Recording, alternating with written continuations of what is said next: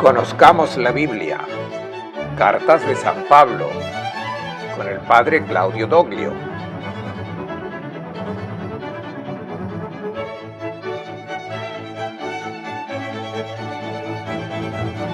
Carta a los Hebreos, segunda parte.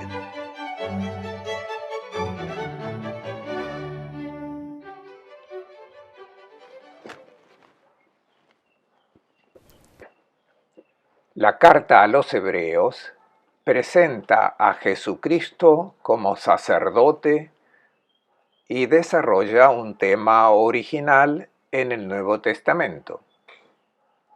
Ya hemos visto en el anterior video cómo el autor ha reflexionado sobre la vida de Jesús, sobre su actual situación como resucitado y sobre el fundamento bíblico de la doctrina del sacerdocio de Cristo. Nos habíamos detenido en la idea de mediación. Vamos a partir desde aquí para profundizar el concepto. En lenguaje bíblico, el sacerdote es el mediador entre Dios y el hombre y entre el hombre y Dios. Ahora, para ser mediador, tienes que estar en buenos términos con ambas partes. Imaginen que tienen que ser intermediario entre dos personas que han discutido. Para poder llegar a un acuerdo, hay que tener una buena relación con uno y con el otro. Si uno de los dos no te estima, no te aprecia, no te considera, entonces no puedes ser mediador. Una forma particular de mediación es la traducción.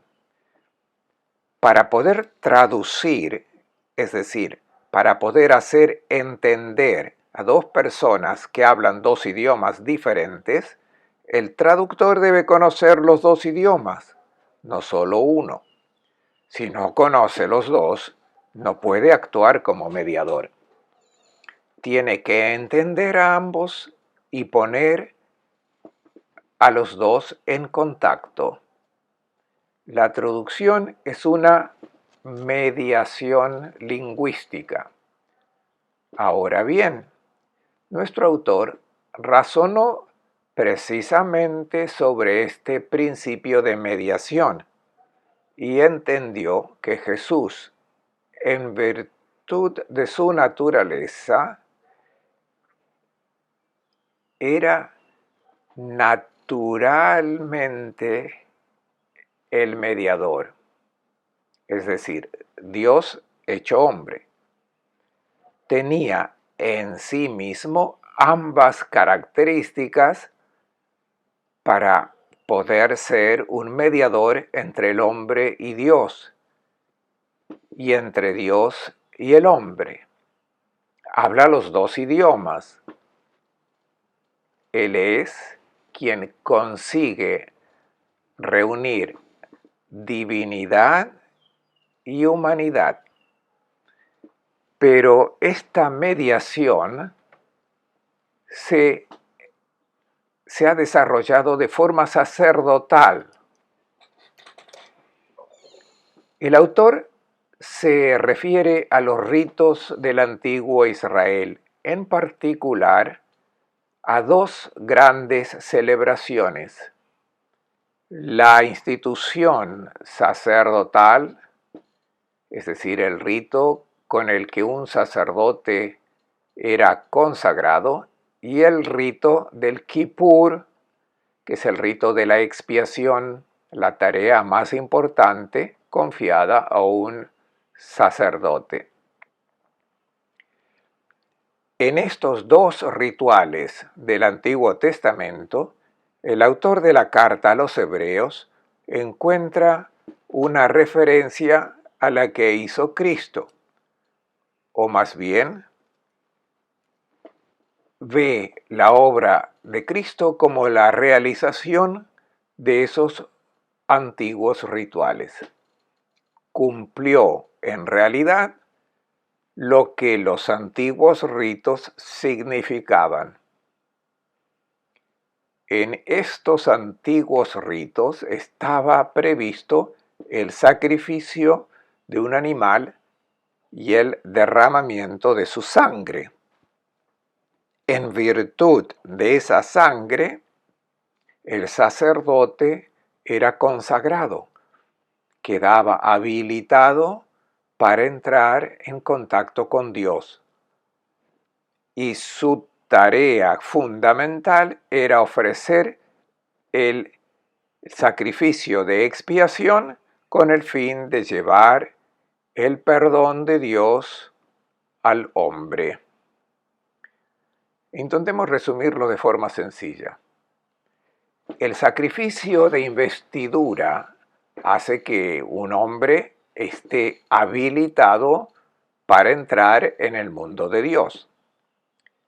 El sacrificio de expiación permite al sacerdote llevar el perdón del mundo de Dios a la humanidad.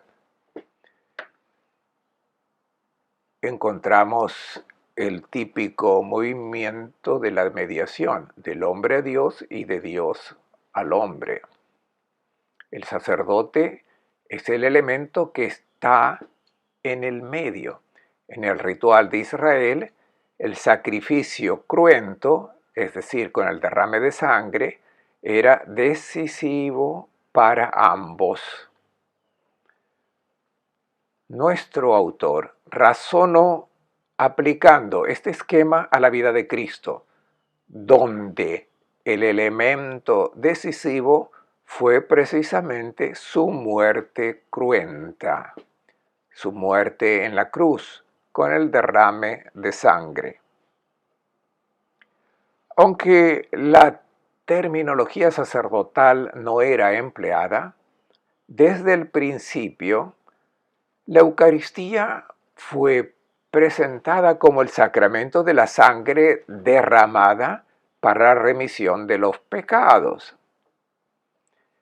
En la antigua comunidad cristiana, Jesús era considerado el Cordero inmolado como nuestra Pascua. Los elementos ya estaban presentes. El genial autor de la carta a los Hebreos partió de esa doctrina elemental y la desarrolló en el gran tratado teológico del sacerdocio de Cristo. Jesús no es sacerdote desde siempre, no es el sacerdote según el orden levítico. El fundamento de su sacerdocio es la encarnación. No se convirtió sacerdote con la encarnación, pero en el momento en que Dios se hizo hombre, se puso la condición indispensable para tener un mediador. Cuando Jesús, el hombre Dios, se ofrece a sí mismo en sacrificio, se convierte en sacerdote. Cristo se convierte en sacerdote en el misterio pascual, esto es, en el momento del ofrecimiento de su propia vida, en su muerte y en su resurrección. A través de la muerte ha entrado en el mundo de Dios con su propia sangre, no con la sangre de los animales. Ha entrado en el santuario, no en ese ambiente cerrado del templo de Jerusalén, donde solo el sumo sacerdote podía entrar una vez al año, sino que ha entrado en el mismo cielo, entró en el mundo de Dios. Se hizo en todo solidario con sus hermanos para convertirse en un sumo sacerdote digno de fe y misericordioso, garantizado desde el punto de vista de Dios, porque Dios es misericordioso.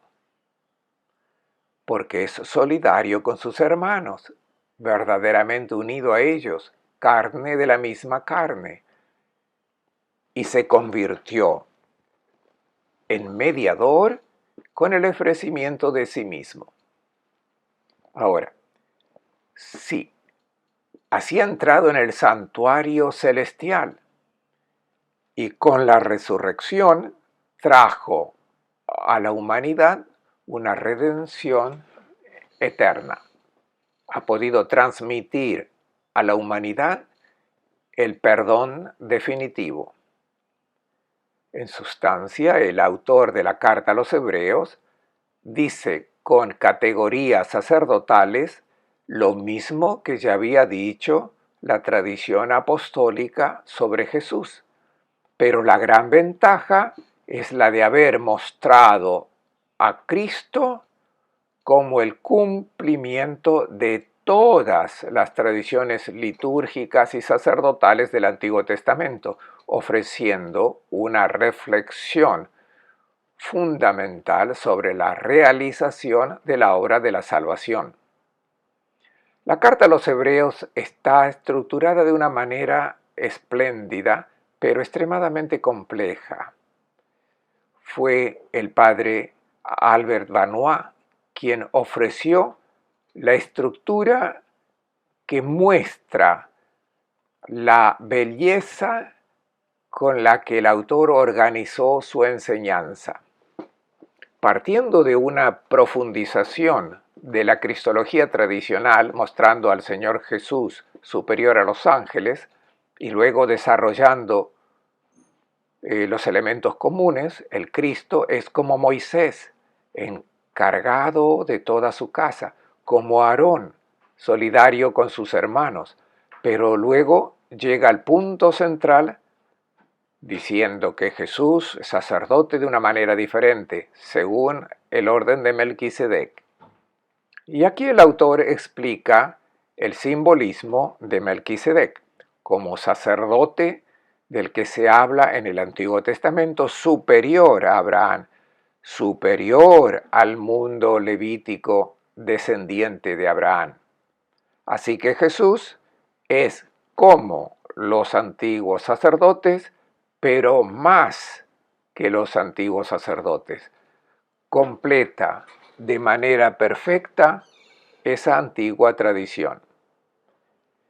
En el centro, en el corazón de la carta, el punto principal de lo que estamos diciendo es el texto que nuestra liturgia propone que leamos cada año el Viernes Santo, el corazón mismo de la meditación sobre el misterio pascual. En el capítulo 9, versículo 11, dice: Cristo ha venido como sumo sacerdote de los bienes futuros. Él, a través de una morada mejor y más perfecta, no hecha a mano, es decir, no de este mundo creado, la morada de su carne, su humanidad, no el velo del templo que separaba el lugar más sagrado. Entró de una vez para siempre, a través de su carne, en el santuario, o sea, en el cielo, llevando no sangre de cabras y becerros, sino su propia sangre, logró el rescate definitivo. Este es el auténtico Kippur cristiano, la expiación definitiva.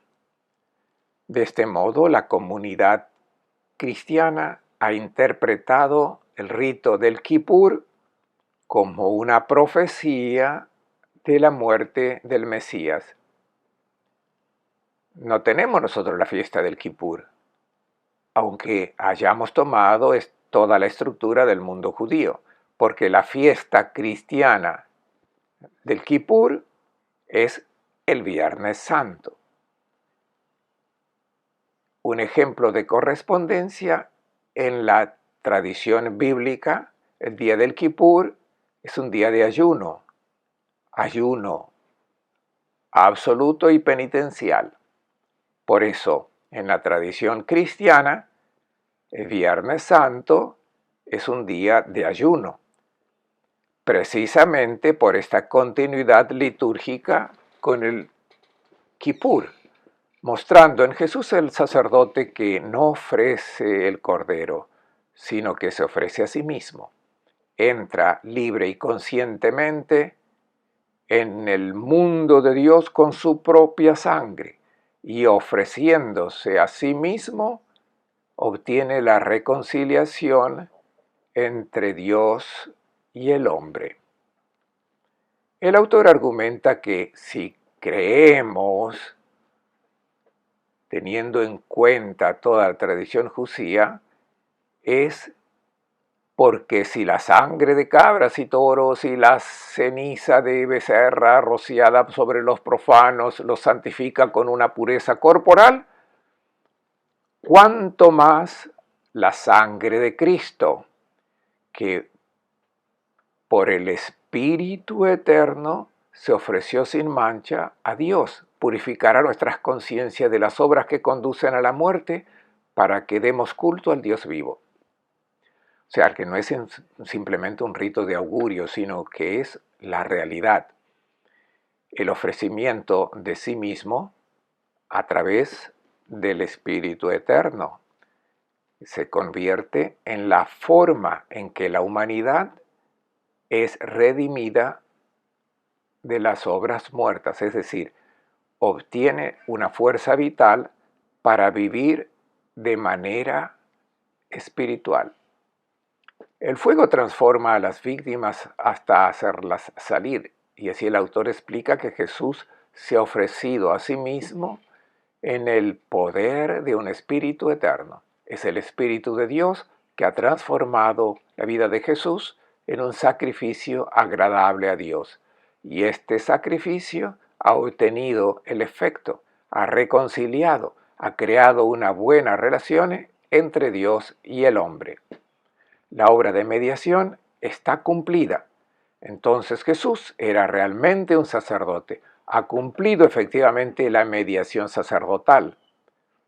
Ahora el Cristo resucitado está vivo e intercede por nosotros. Un poco más adelante, en el capítulo 10, encontramos otra declaración particularmente significativa que dice: con una sola oblación, Cristo ha hecho perfectos para siempre a los santificados. Encontramos la palabra perfecto. Es un término que aparece varias veces en la carta a los hebreos, especialmente en la forma del sustantivo perfección. Es un concepto difícil, no significa lo que pensamos en nuestro idioma. Si lo buscamos en el diccionario no encontraremos la respuesta. Por tanto, esta palabra tiene que ser entendida en el contexto litúrgico judío. Cristo hecho perfecto o la perfección de Cristo significa la ordenación sacerdotal de Cristo. Es el lenguaje técnico usado en el libro del Levítico para hablar de la institución del sacerdocio. Un hombre es habilitado para acercarse a Dios. En este sentido se dice que es hecho perfecto, es completado. Nosotros decimos ordenado. Pensemos un poco, nuestro concepto teológico sacramental de la ordenación es algo totalmente diferente que poner en orden una habitación. Una persona ordenada puede significar simplemente que es preciso, que pone todas las cosas en orden, pero si se usa el concepto teológico, una persona ordenada significa una persona que ha recibido el sacramento de la ordenación. Por lo tanto, que ha intervenido un evento de gracia que ha marcado a esa persona, haciéndola capaz de hacer algo que está más allá de su fuerza humana. Lo que nosotros llamamos ordenación en sentido técnico se llama perfección en la carta a los hebreos según el lenguaje levítico. Entonces, el Cristo hecho perfecto es el Cristo ordenado sacerdote, hecho capaz de mediación auténtica. En el versículo 14 del capítulo 10 dice que Cristo, con la ofrenda de su vida, nos ha hecho perfectos también a nosotros. Nos ha hecho sacerdotes como Él. Y se utiliza una expresión que quiere decir un cumplimiento definitivo. Con una sola ofrenda ha completado definitivamente nuestra consagración. Y sin embargo, se especifica que somos santificados. Por lo tanto, la santificación es un trabajo en progreso, mientras que la perfección es un regalo inicial realizado por Cristo. Dicho con otras palabras, en el bautismo, precisamente porque estamos unidos a Jesucristo, nos hemos convertido con Él en reyes, profetas y sacerdotes. Nos ha hecho partícipes de su realeza, de su misión profética y de su sacerdocio. El término sacerdote en nuestro lenguaje teológico es competencia de todos los bautizados.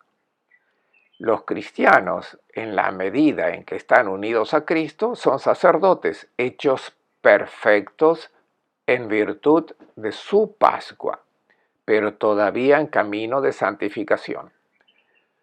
Para que todos los cristianos puedan vivir su sacerdocio bautismal de autoofrenda y mediación de salvación hacia el mundo, algunos son constituidos presbíteros.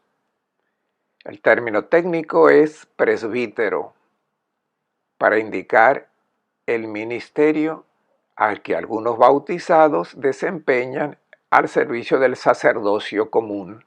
Todos los bautizados son sacerdotes, algunos son presbíteros, diáconos u obispos al servicio de este sacerdocio común.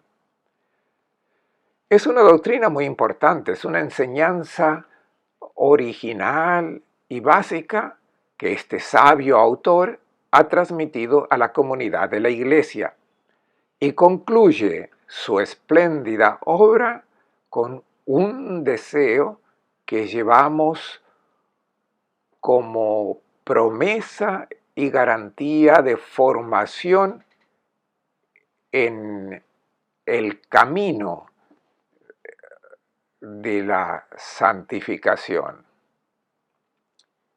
El Dios de la paz, que sacó de la muerte al gran pastor del rebaño, a Jesús nuestro Señor, por la sangre de una alianza eterna, los haga a ustedes buenos en todo, para que cumplan su voluntad, que Él haga en nosotros lo que le agrada por medio de Jesucristo.